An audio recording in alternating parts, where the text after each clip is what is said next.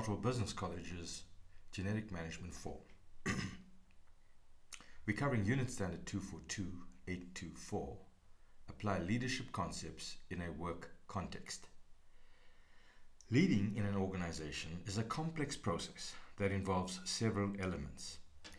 A leader would have followers, and this does not mean in a vacuum, but in some business context, which can be impacted by the internal and external environment. This is what makes leadership such a complex skill. Managers do not have to be leaders and vice versa, but having this quality as a manager will be invaluable to the role. Therefore, it is a skill worth pursuing with vigor. A business will surely succeed if it is being led by someone who is able to inspire the followers to have a shared understanding of the vision and the momentum to pursue the objectives.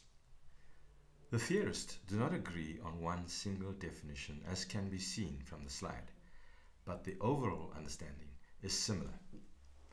Lucia, in his book Management Fundamentals, described leadership as the process of influencing employees to work willingly toward the achievement of organizational objectives. This will encourage the employees to work with gusto towards achieving the company goals. Here's an activity for you to do. Identify at least 3 leaders that you admire. Think about what attributes they possess that cause you to deem them a good leader.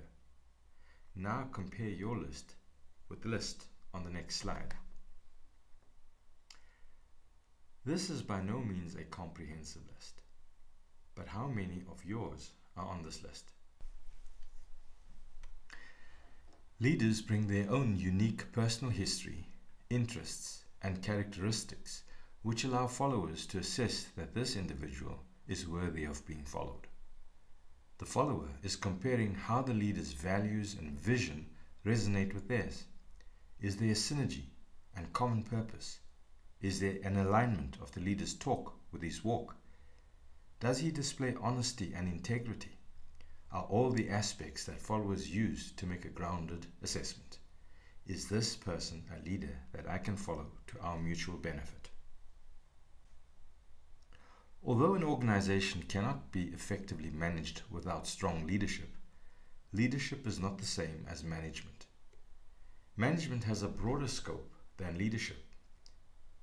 I need to mention that because human beings are complex, there will be a blend of these skills depending on the individual, but for the sake of distinguishing the different characteristics, we have compared and contrasted them as if the individual is either one or the other.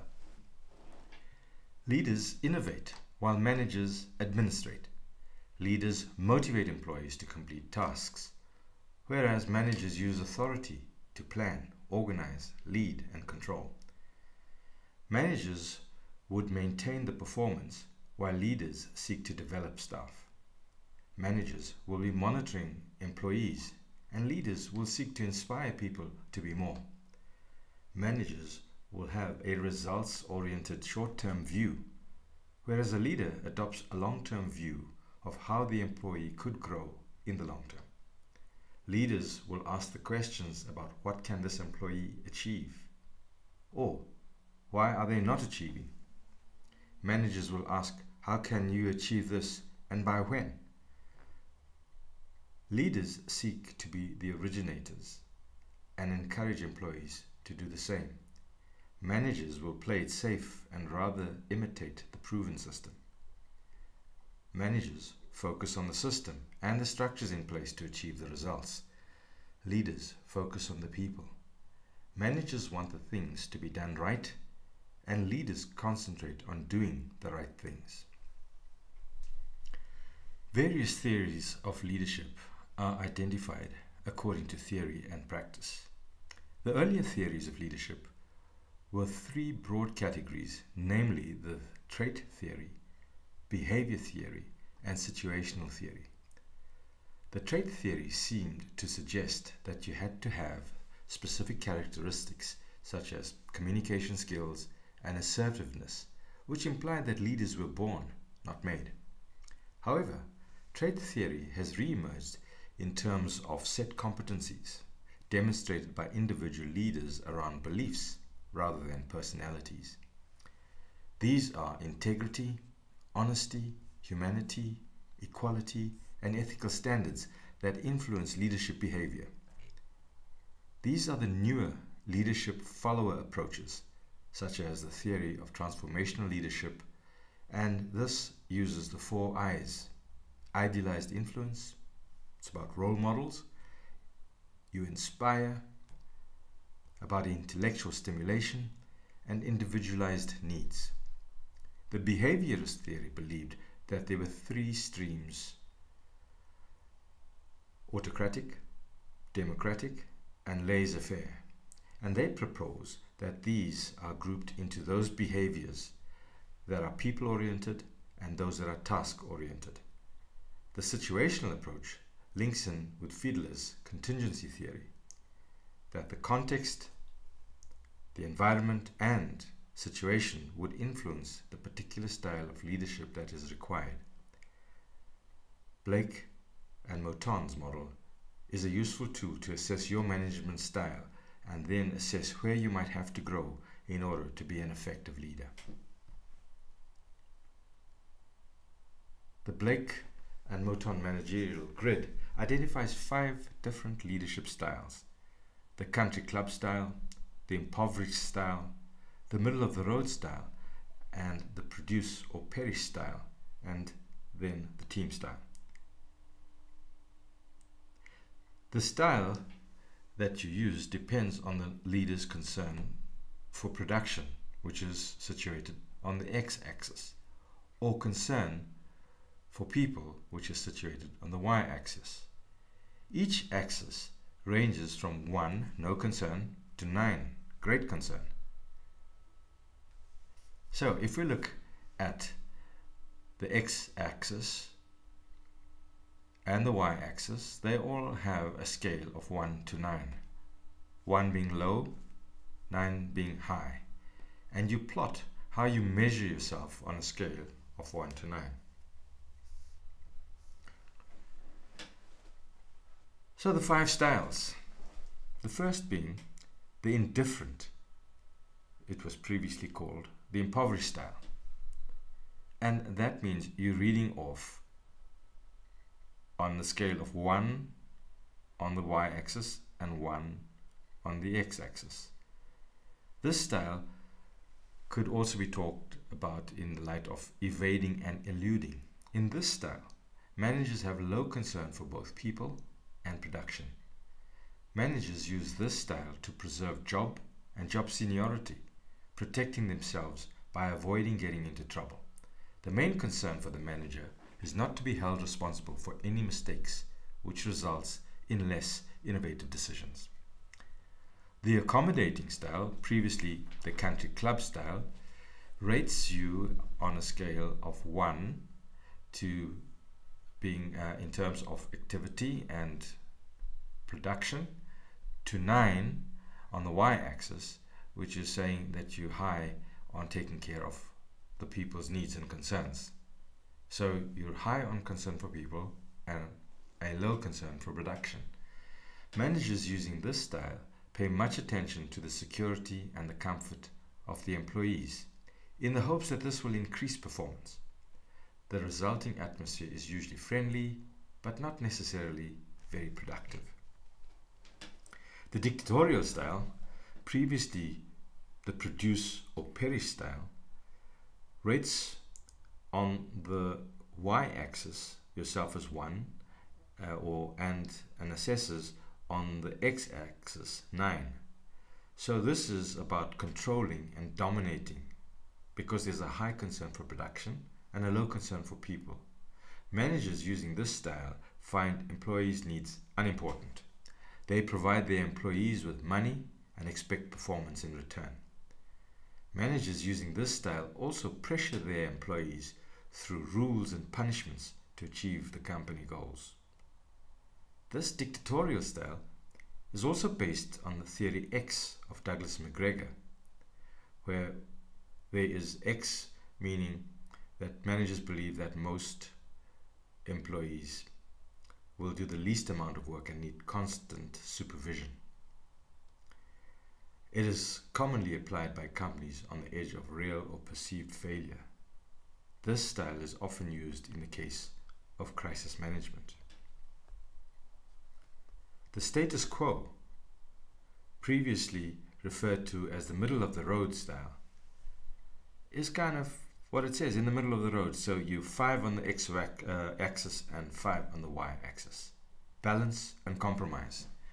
Managers using this style try to balance between company goals and workers' needs. By giving some concern to both people and production, managers who use this style hope to achieve suitable performance, but doing so gives away a bit of each concern so that neither production nor people needs are met.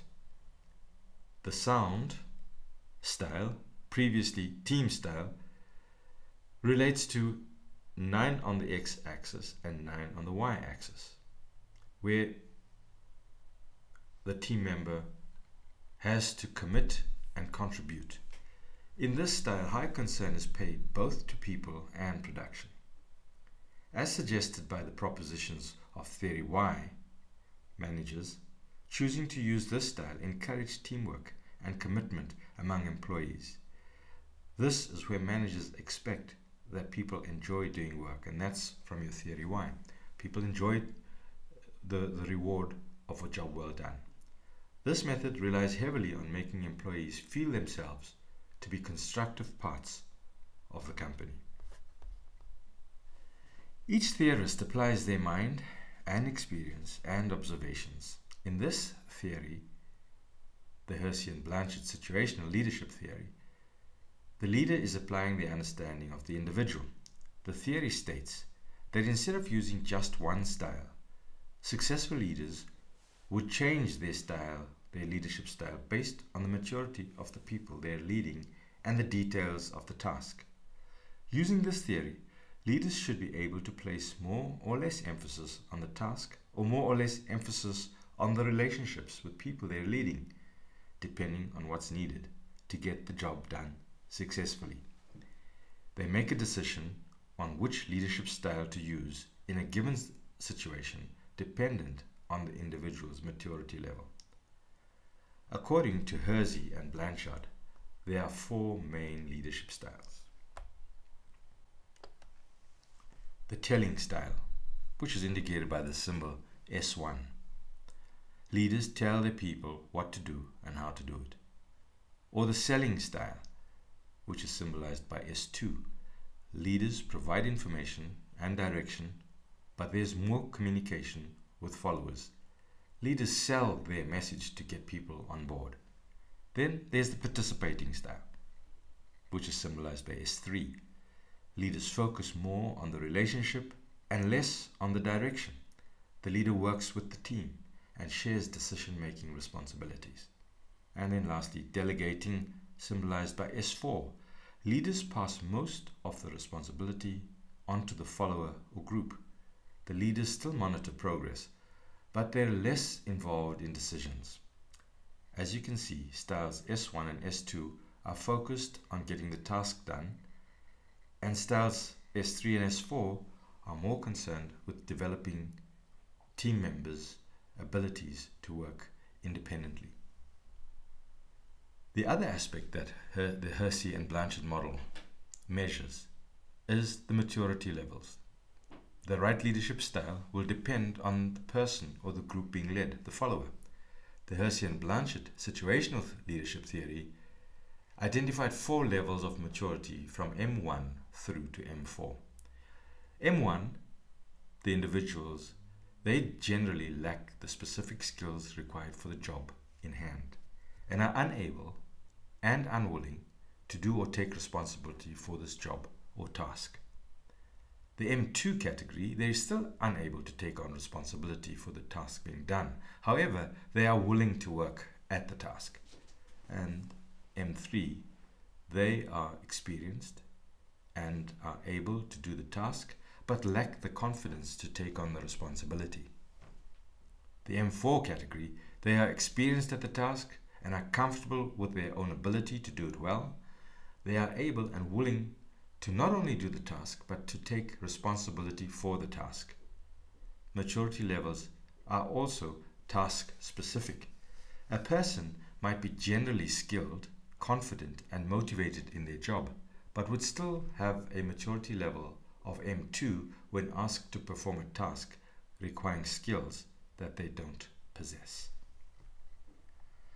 So as we see in this slide, there are two continuums: able, not able, unwilling, and willing.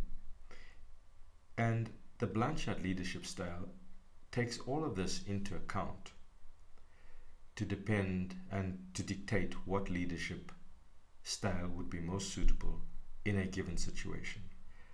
The capital letters are the leadership style, so we have participate, sell, tell, delegate, and then it's adopted when the followers display the state of combination of willingness and ability. Are they able or not able? Willing or not willing? Making these assessments helps the leader adopt the appropriate leadership style. This slide indicates a step-by-step guide to a process one could follow using a situational leadership style. Identify your own preferred leadership style, then identify the preferred follower style of each individual by using the models that we've seen and the grids seen in the previous slides. Then adapt your own style to match the needs of the followers. Use your leadership skills to improve performance and achieve the company objectives. Many other theories exist, and new ones are constantly emerging. Leaders are often referred to as change agents. As a good manager and leader, keeping up to date with new, innovative, and cutting-edge research that is proving effective should always be considered.